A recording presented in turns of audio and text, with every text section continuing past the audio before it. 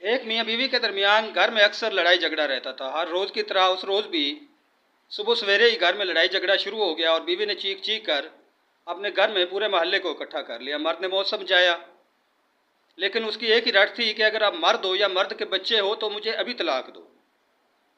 आखिरकार मर्द परेशान हो गया और अंदर गया और एक कागज़ लिखकर बीवी के हाथ में पकड़ाया और कहा कि अभी यहाँ से निकलने वाली बनो।